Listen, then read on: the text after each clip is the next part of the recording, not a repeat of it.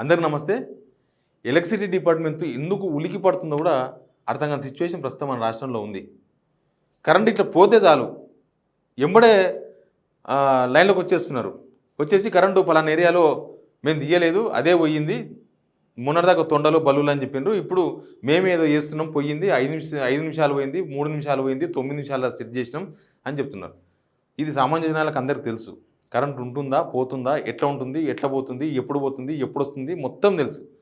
ఇదేదో ట్విట్టర్లో వాళ్ళు పెట్టినంత మాత్రాన అది అబద్ధం నిజమైపోదు. నిజం అబద్ధం కాదు. మంత్రులు ఎక్కడ పోతే అక్కడ కరెంటు పోతుంది. చాలాసార్లు మంత్రులు పోయినప్పుడు పోయింది.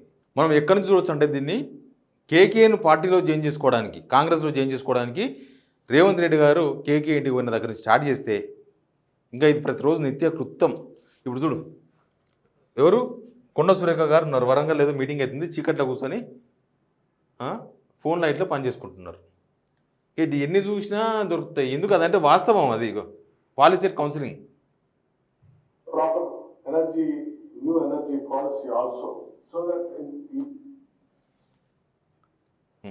ఏంటిది. జీవన్ రెడ్డి ఇంటికి శ్రీధరబాబు పోయినారు మొన్న. జీవన్ రెడ్డిని బుజ్జగించేందుకు పోతే ఆడ కరెంట్ లేదు. పొద్దు నుంచి కరెంట్ కోతలేనంటాడు. ఇంకా ఆ రోజు కాదు, రోజు అట్లే ఉంటున్నాయి. అట్లా అప్పుడప్పుడు బయటకు తెలుస్తుంటాయి. ఆ విషయాన్ని వీళ్ళు ఖండిస్తూ దానికి రకరకాలుగా ఏమేమో చేస్తూ అసలు కరెంటే పోలేదని, పోయిందని, అట్లా పోయిందని, ఇట్లా పోయిందని చెప్తూ ఉంటారు. కరెంటు సప్లైలో ఏం తగ్గలేదు. డిమాండ్ తగ్గ సప్లై ఉంది. కరెంటు వాళ్ళు బాగానే పనిచేస్తున్నారు. కరెంటు వాళ్ళు పనితనాన్ని కూడా మనం క్వశ్చన్ చేయడానికి ఆస్కారం లేదు. మరి కరెంట్ ఎట్లా పోతుంది? మంత్రులు పోయినప్పుడు కూడా మంత్రులు నిన్న కొండ సురేఖ గారిది ఎక్కడ ఉన్నారు? సీఎం రేవంత్ రెడ్డి గారు వరంగల్ వస్తున్నారని చెప్పి కలెక్టరేట్లో ఓ మీటింగ్ పెట్టుకుంటే అక్కడ పోయింది కరెంటు. దానికి ఎంబడే రిప్లై వచ్చింది ఎలక్ట్రిసిటీ డిపార్ట్మెంట్ నుంచి. ఏమని? రేవంత్ రెడ్డి గారు వస్తున్నారు కాబట్టి మేము చేయబోతున్నాము, ఏదో సర్వీస్ చేయబోతున్నామని. మంత్రి ఆనే ఉన్నారు, ఏం సర్వీస్ చేస్తారు వీళ్ళు? కరెంటు మంత్రులు పోయినప్పుడల్లా పోతుంది, మంత్రులు ఏడికి పోయినా పోతుంది, ముఖ్యమంత్రి ఎక్కడికి పోతే ఆడబోతుంది. కరెంటు ఎందుకు పోతుంది అనేది దీని మీద ఒక పెద్ద ఎంక్వైరీ జరగాలి నిజానికి. ఎందుకంటే డిమాండ్ తగ్గ సప్లై ఉందని వాళ్ళే చెప్తున్నారు. కరెంటు వాళ్ళు 24 గంటలు పనిచేస్తున్న సంగతి వాళ్ళే చెప్తున్నారు. మళ్ళీ కరెంటు పోతున్నది కూడా నిజమే కదా. మళ్ళీ కరెంట్ ఎందుకు పోతుంది? అంతకుముందుకు ఇప్పుడు డిఫరెంట్ ఉందా లేదా? ఒకవేళ పోతుంది అనుకుందాం. దానికి ఉలికిపాటు ఎందుకు? ఎలక్ట్రిసిటీ డిపార్ట్మెంటు ఉలికిపడి అంటే మంత్రి ఉన్నాక కరెంటు తీసినారా మీరు? అది తప్పే కదా. తీస్తే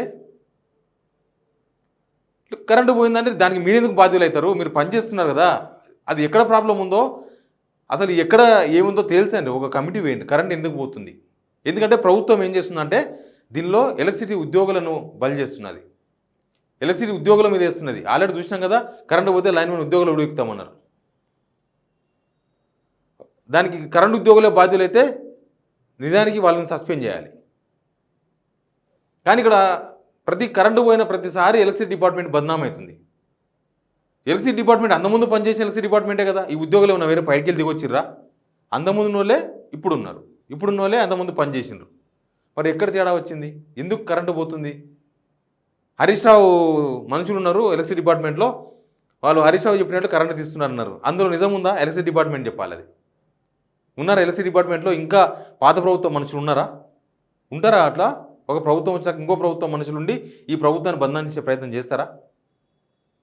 ఎప్పుడు పడిన తొండలు ఇప్పుడే ఎందుకు పడుతున్నాయి ట్రాన్స్ఫార్మర్ల మీద? ఇవన్నీ మీరు ఎన్ని చెప్పినా, ఎలక్ట్రిసిటీ డిపార్ట్మెంట్ వాళ్ళు ఎన్ని ట్వీట్లు పెట్టినా, ఎన్ని వ్యవహారాలు నడిపించినా కరెంటు పోతున్నది వాస్తవం. జనాలు దాన్ని ఐడెంటిఫై చేస్తున్నది కూడా వాస్తవం. మీరు 5 సెకండ్లు, 3 సెకండ్లు, 9 నిమిషాలు పోయింది, ఎందుకు పోతుందో కూడా అంతకుముందు పోని సర్వీసు ఇప్పుడు ఎందుకు వస్తుంది? 10 ఏళ్ళు లేని సర్వీసు, 10 ఏళ్ళు లేని కటింగ్లు ఇప్పుడు ఎందుకు ఉంటున్నాయి ఎలక్ట్రిసిటీలో? దీనికి ఎవరు? ప్రభుత్వం బాధ్యులా? Electricity department బాధ్యులా?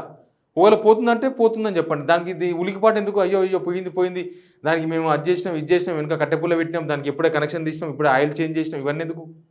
అంత ఉలికిపాటు ఎందుకు? పోతుందేమో కరెంటు. తేడా ఉంది. కరెంటు విషయంలో అయితే తేడా ఉంది. అంతకుముందుకు ఇప్పటికి డిఫరెన్స్ ఉంది. ఆ విషయంలో జనాలకు అందరికీ తెలుసు. ఎందుకు పోతుందో జనాలకు తెలియదు. ఎలక్ట్రిసిటీ డిపార్ట్మెంట్లకు తెలియదు అంటారు, ప్రభుత్వానికి అసలే తెలియదు అంటారు. మరి ఎవరికి తెలుసు? దేవునికి తెలుసా కరెంట్ ఎందుకు పోతుందో? ఈ మంత్రులు పోయినప్పుడు కూడా పోతే, ఇంకా మంత్రులు పోయినప్పుడు సామాన్యం కూడా పోతుంది కదా, ఎక్కువ పోతుంది ఇంకా. హైదరాబాద్లో పోతలేదా కరెంటు? హైదరాబాద్లో కరెంటు పోతుందా లేదా?